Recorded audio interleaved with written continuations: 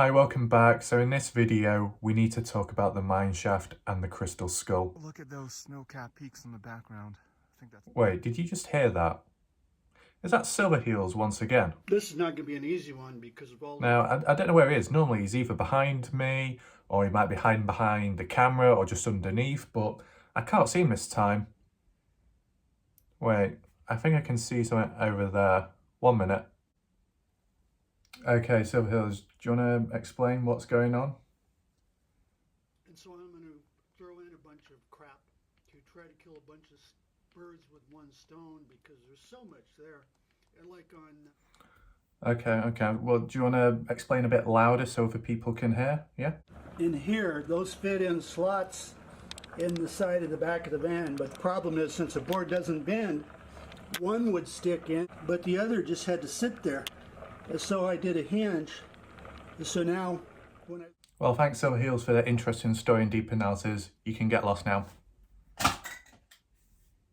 So aside from that little interruption, the main reason to why I'm uploading this video is to counter the claim of Pareidolia, in this case, with some additional valid points. And in addition to that, Jeff Clark suggested to me that I should make it because on his SD card or something, he found some additional photos and slightly clearer ones, okay? And I believe you can actually zoom in more on these. So I'll present them to you first, do a little comparison, and then we'll get into the counterpoints, okay? So these are a couple of the pictures Jeff Clark found on the SD card.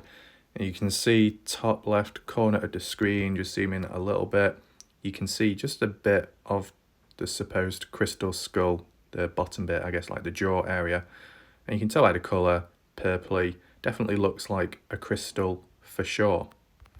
And then when Clark was moving around taking multiple photos, then he captured the skull in shot.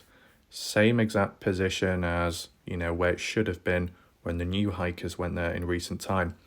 And this, I want to stress, is natural. There is no filters, nothing has been edited, nothing has been changed, okay? This is all natural, the actual photo taken.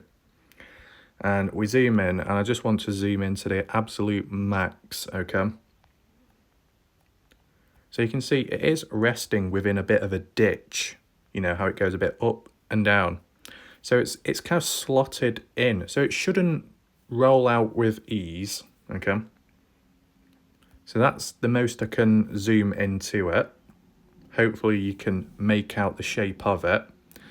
One thing for sure, it's a singular piece of rock. It's not attached to the wall. It's not the rock facing wall. This is an actual piece of rock in the shape of a skull. And for those that may have not seen my past videos about the crystal skull, this is a direct side-by-side comparison. On the right is an actual real crystal skull which you could buy from a store, and then on the left is the photo taken by Jeff Clark. As you can see, they are both individual objects. They're not attached to the wall or to anything else. They're their own thing, an actual piece of rock or crystal. And from the looks of it, at least, both are shiny, both glimmer in similar areas, do they not? So that would definitely hint towards the idea of it being a crystal at least, okay?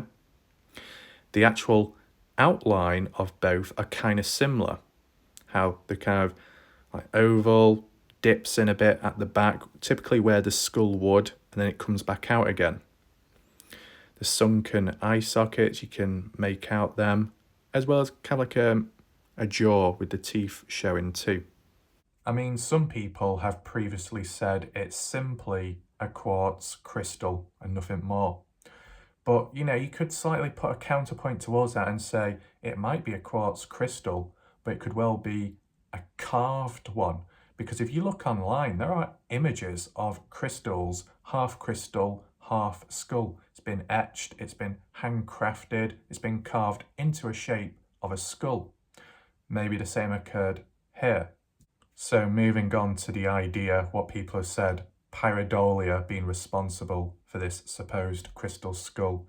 I mean, I can understand because it's happened previously with other stuff, such as that rock wall in the shape of a demonic face. Yes, we've already covered that. But I think it's a bit of a piss poor example to be applying, seeing faces in the sky, in clouds, and linking that and saying it's the same exact thing as seeing an individual piece of rock shaped in the form of a skull, which has a face within it. You know, you're not really looking within a small piece of rock. You're looking at it from the outside.